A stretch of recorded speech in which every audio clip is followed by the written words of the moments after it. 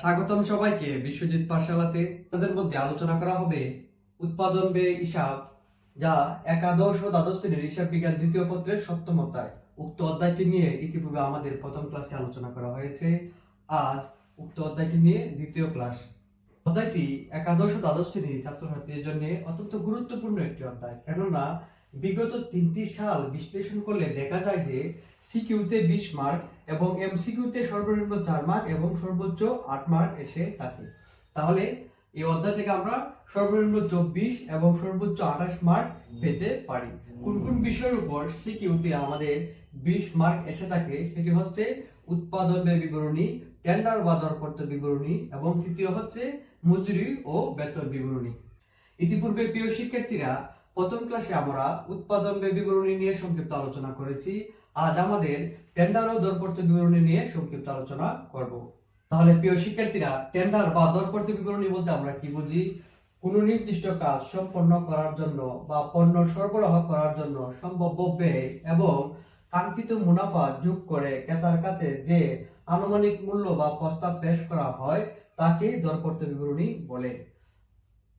সহজ কথায় বলতে গেলে, ভবিষ্যতে কোনো পণ্য তৈরি করতে কত খরচ হতে পারে তার একটি অগ্রিম হিসাবই হলো দরপত্র। কেন সেটি প্রস্তুত করা হয়, কেন আমাদের দরপত্র বিবরণী প্রস্তুত করা হয়? আগাম মূল্য নির্ধারণ, কাজ শুরু করার আগেই ক্রেতাকে জানানো যায় যে পণ্যটির দাম কত হতে পারে। দ্বিতীয় হচ্ছে প্রতিযোগিতা, বাজারে অন্যান্য কোম্পানির তুলনায় প্রতিযোগিতামূলক দাম নির্ধারণের এটি সাহায্য করে। তৃতীয় হচ্ছে আমাদের ব্যয় নিয়ন্ত্রণ, আনুমানিক ব্যয়ের সাথে প্রকৃত ব্যয়ের তুলনা করে খরচ নিয়ন্ত্রণ করা সহজ হয়।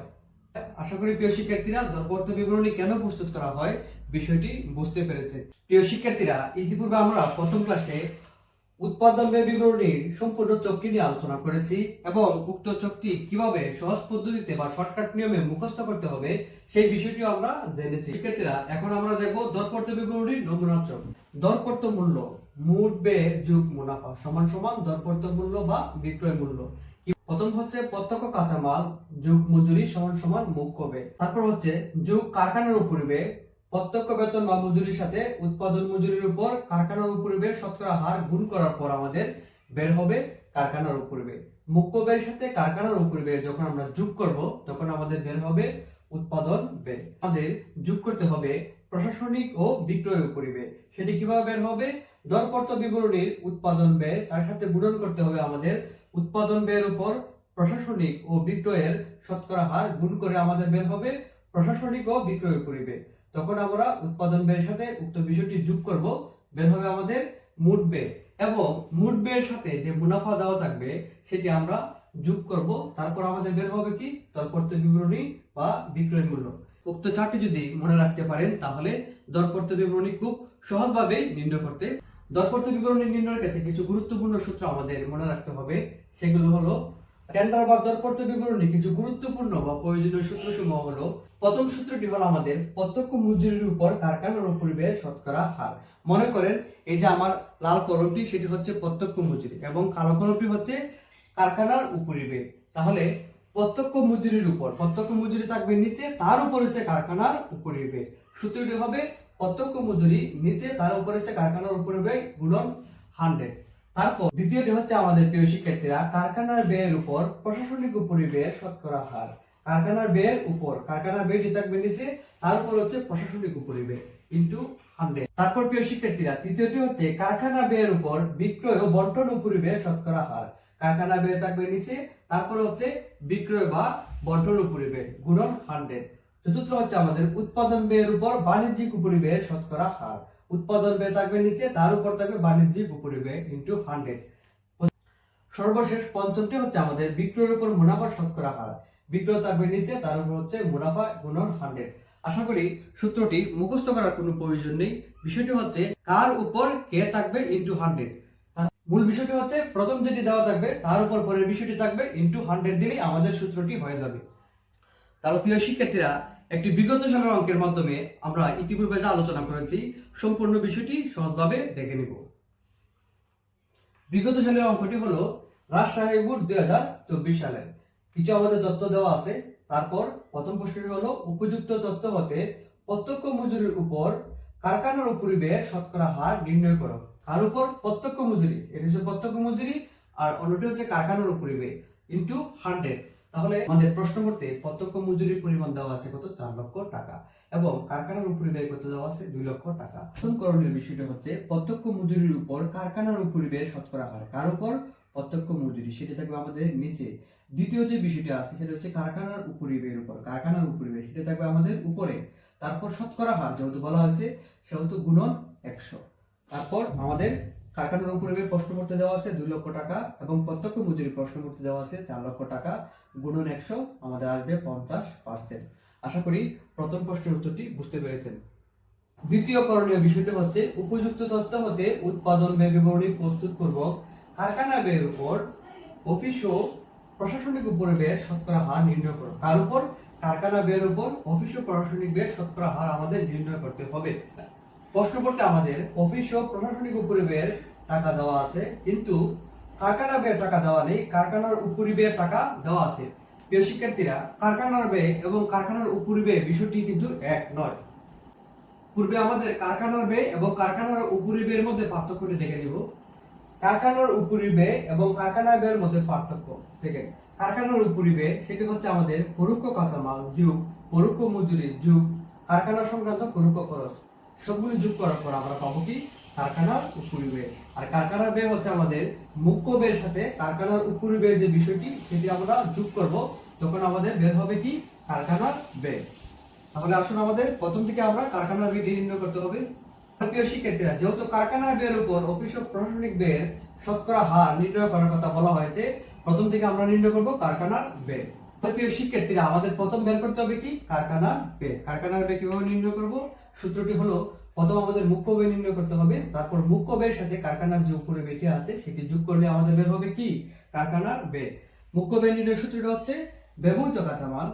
মুখ্য ব্যয় সূত্র হচ্ছে ব্যবহৃত কাঁচামালের ব্যয়। ব্যবহৃত কাঁচামালের ব্যয়ের সাথে আমরা কি করব? যোগ করব কি? প্রত্যক্ষ কাঁচামাল বা প্রত্যক্ষ মজুরি বা প্রত্যক্ষ অন্যান্য খরচ। সেক্ষেত্রে আমাদের প্রত্যক্ষ মজুরি দেওয়া আছে কত? 4 লাখ টাকা। প্রত্যক্ষ মজুরি কত? 4 লাখ টাকা, এবং ব্যবহৃত কাঁচামাল হচ্ছে আমাদের 5 লাখ টাকা। সেক্ষেত্রে দুটি যোগ করার পর 9 লাখ টাকা হচ্ছে আমাদের কি? মুখ্য ব্যয়। উক্ত মুখ্য ব্যয়ের সাথে যখন আমরা কারখানার উপরে ব্যয় যোগ করব, তখন আমাদের বের হবে কি? কারখানার ব্যয়। সেক্ষেত্রে প্রিয় শিক্ষার্থীরা, মুখ্য ব্যয় যোগ কারখানার উপরে ব্যয় কত টাকা? 2 লক্ষ টাকা। সেক্ষেত্রে 9 লাখ আর 2 লাখে যোগ করার পর 11 লাখ টাকা আসবে। সেটি হচ্ছে আমাদের কারখানার ব্যয় বা উৎপাদন ব্যয়। তাহলে প্রিয় শিক্ষার্থীরা, কি নির্ণয় করতে হবে আমাদের? কারখানা ব্যয়ের উপর অফিস ও প্রশাসনিক উপরি ব্যয়ের শতকরা হার নির্ণয় করতে হবে। যে কারখানার উপরি ব্যয়ের উপর অফিস ও প্রশাসনিক উপরি ব্যয়ের শতকরা হার নির্ণয় করতে হবে। প্রথম কি? কারখানার ব্যয়, সেটা থাকবে আমাদের নিচে। পরটি হচ্ছে অফিস ও প্রশাসনিক উপরি ব্যয়, সেটি হচ্ছে আমাদের উপরে, অফিস ও প্রশাসনিক উপরি ব্যয়। তারপর হচ্ছে আমাদের শতকরা হার গুণন 100। তারপর কারখানার উপরি ব্যয় হচ্ছে আমাদের 11 লক্ষ টাকা, এবং প্রশ্ন করতে দেওয়া আছে অফিস ও প্রশাসনিক উপরি ব্যয় কত টাকা? 1,50,000 টাকা। সেক্ষেত্রে আমাদের ভাগ করার পর 1,50,000 এবং 11 লক্ষ টাকা ভাগ করার পর 100 দিয়ে গুণ করব, তাহলে আসবে উত্তরটি হচ্ছে 13.64%। উত্তরটি হচ্ছে আমাদের 13.64%। সুপ্রিয় শিক্ষার্থীরা, তৃতীয় করণীয় বিষয় হচ্ছে দরপত্রের মূল্য নির্ণয় করো। দরপত্রের মূল্য নির্ণয় করার ক্ষেত্রে আমাদের কাঁচামালের ব্যয় দেওয়া আছে 1 লক্ষ টাকা, এবং মজুরির ব্যয় দেওয়া আছে কত? 80,000 টাকা। তার পরিপ্রেক্ষিতে আমাদের কি করতে হবে? দরপত্রের মূল্য নির্ণয় করতে হবে। এবং সর্বশেষে বলা আছে কি? প্রতিষ্ঠানটির বিক্রয় মূল্যের উপর 20% মুনাফা অর্জন করতে চায়। প্রিয় শিক্ষার্থীরা, বিক্রয় মূল্যের উপর কত পার্সেন্ট মুনাফা অর্জন করতে চায়? 20% মুনাফা অর্জন করতে চায়। তার উপর ভিত্তি করে আমরা কি করব? দরপত্র বিবরণী নির্ণয় করতে হবে। ইতিপূর্বে আমরা দরপত্র বিবরণীর যে নমুনা চকটি নিয়ে আলোচনা করেছি, তার মাধ্যমে আমরা দরপত্র বিবরণী নির্ণয় করে দেখাবো। প্রথম থেকে কি লিখবো? প্রত্যক্ষ কাঁচামাল, তারপর যোগ করব মজুরি। প্রশ্ন পড়তে সেটি নিচে দেওয়া আছে। প্রশ্ন পড়তে আমাদের কাঁচামাল ব্যয় দেওয়া আছে কত? 1 লক্ষ টাকা। তারপর যোগ করব কি? আমরা মজুরি যোগ করব। মজুরি কত? 80,000 টাকা। বের হবে কি? মুখ্য ব্যয় 1,80,000 টাকা। সেটি হচ্ছে আমাদের মুখ্য ব্যয় 1,80,000 টাকা। প্রত্যেক শিক্ষার্থী, আমাদের নিয়ম অনুযায়ী প্রথম আমরা কাঁচামালের সাথে মজুরি যোগ করলাম, পেলাম কি? মুখ্য ব্যয়। মুখ্য ব্যয়ের সাথে আমরা কি করব? যোগ করব কারখানার উপরি ব্যয়। কারখানার উপরি ব্যয় কিভাবে নির্ণয় করতে হবে? প্রত্যক্ষ বেতন বা মজুরি, তার সাথে গুণ করব আমরা উৎপাদন মজুরির উপর কারখানার উপরিব্যয় শতকরা হার। কারখানার উপরিব্যয় শতকরা হার। প্রথম দিকে আমরা প্রত্যক্ষ মজুরির উপর কারখানার উপরিব্যয় শতকরা হার কত পেয়েছিলাম? 50%। কি করে আমরা কারখানার উপরিব্যয় নির্ণয় করব? সেটা হচ্ছে প্রত্যক্ষ বেতন বা মজুরি কত টাকা। প্রশ্ন করতে আমাদের দেওয়া আছে প্রত্যক্ষ বেতন কত টাকা? 80,000 টাকা। তার সাথে আমাদের কি যোগ করতে হবে? তার সাথে আমাদের যোগ করতে হবে উৎপাদন মজুরির উপর কারখানার উপরিব্যয় শতকরা হার। প্রথম দিকে আমরা নির্ণয় করেছিলাম প্রত্যক্ষ মজুরির উপর কারখানার উপরিব্যয় শতকরা হার কত পার্সেন্ট? 50%। 80,000 সাথে গুণন 50% হলে আমাদের হবে 40,000 টাকা। এই যে 1,80,000 টাকা এবং 40,000 টাকা যোগ করার পর বের হবে আমাদের 2,20,000 টাকা। সেটি হচ্ছে আমাদের প্রিয় শিক্ষার্থীরা উৎপাদন ব্যয়। তারপর প্রিয় শিক্ষার্থীরা উৎপাদন ব্যয়ের সাথে আমরা যোগ করব কি? প্রশাসনিক ও বিক্রয় উপরিব্যয়। কি করে সেটি নির্ণয় করব? দরপত্র বিবরণী উৎপাদন ব্যয়। এই যে আমাদের দরপত্র বিবরণী, তার মাধ্যমে যেটি আমরা উৎপাদন ব্যয় নির্ণয় করলাম কত? 2,20,000 টাকা। উক্ত দরপত্র বিবরণীর উৎপাদন ব্যয় সাথে গুণন করব আমরা কি? তার সাথে কি গুণন হবে? উৎপাদন ব্যয়ের উপর প্রশাসনিক ও উপরিব্যয় শতকরা হার। ইতিপূর্বে আমরা প্রিয় শিক্ষার্থীরা প্রশ্ন পড়তে দ্বিতীয় করণীয় বিষয়ে কারখানা বা উৎপাদন ব্যয়ের উপর অফিস ও প্রশাসনিক উপরিব্যয় শতকরা হার নির্ণয় করতে পেরেছি। তার উত্তর ছিল 13.64%। এখন আমরা দরপত্র বিবরণী নির্ণয় করার ক্ষেত্রে এই যে আমাদের উৎপাদন ব্যয়ের উপর প্রশাসনিক ও বিক্রয় উপরিব্যয় যে শতকরা হারটি ছিল 13.64%, সেটি আমরা গুণন করে দিব। তার মানে হচ্ছে 2,20,000 এর সাথে আমরা 13.64% গুণ করার পর আসবে আমাদের 30,000 টাকা। তারপর উক্ত 2,20,000 এবং 30,000 যোগ করার পর আমাদের আসবে 2,50,000 টাকা। সেটি হচ্ছে আমাদের প্রিয় শিক্ষার্থীরা মোট ব্যয়। সেটি হচ্ছে কি? মোট ব্যয়। দরপত্র বিবরণী কিভাবে নির্ণয় করতে হয়? মোট ব্যয়ের সাথে আমরা কি করব? মুনাফা যোগ করব, তাহলে আমরা দরপত্র বিবরণী পেয়ে যাব। প্রশ্ন করতে বলা আছে যে বিক্রয় মূল্যের উপর 20% মুনাফা অর্জন করতে চায়। প্রিয় শিক্ষার্থীরা, ইতিপূর্বে আমরা প্রথম ক্লাসে বিস্তারিত বিষয় বুঝেছি। বিক্রয় মূল্যের উপর 20% মুনাফা মানে মোট ব্যয় যেটি তার সাথে গুণন হবে কি? লাভের হার। লাভের হার কত? 20% এবং মোট ব্যয়ের হার। মোট ব্যয়ের হার কত? 80% হবে। কেননা মনে করি বিক্রয় মূল্য হচ্ছে 100 টাকা, লাভ হবে কত? 20 টাকা। তাহলে মোট ব্যয় কত? 80 টাকা। তার মানে হচ্ছে লাভের হার 20% এবং মোট ব্যয়ের হার কত? 80%। সেক্ষেত্রে প্রিয় শিক্ষার্থীরা যোগ মুনাফা 2,50,000 ভাগ 80 গুণন 20, সেক্ষেত্রে আমাদের আসবে কত? 62,500 টাকা। এই যে 2,50,000 এবং 62,500 টাকা, সেটি যোগ করার পর আমাদের আসবে 3,12,500 টাকা। সেটি হচ্ছে আমাদের দরপত্রের মূল্য বা দরপত্র মূল্য। আশা করি প্রিয় শিক্ষার্থীরা একাদশ ও দ্বাদশ শ্রেণীর হিসাব বিজ্ঞান দ্বিতীয় পত্রে উৎপাদন ব্যয় হিসাবের টেন্ডার ও দরপত্র বিবরণী নিয়ে যে সংক্ষিপ্ত আলোচনা করা হয়েছে, আলোচনাটি বুঝতে পেরেছেন। সুপ্রিয় শিক্ষার্থীরা, একাদশ ও দ্বাদশ শ্রেণীর হিসাব বিজ্ঞানের সকল অধ্যায়ের সহজ সমাধান পেতে আজই আমাদের চ্যানেলটি সাবস্ক্রাইব করে রাখবেন।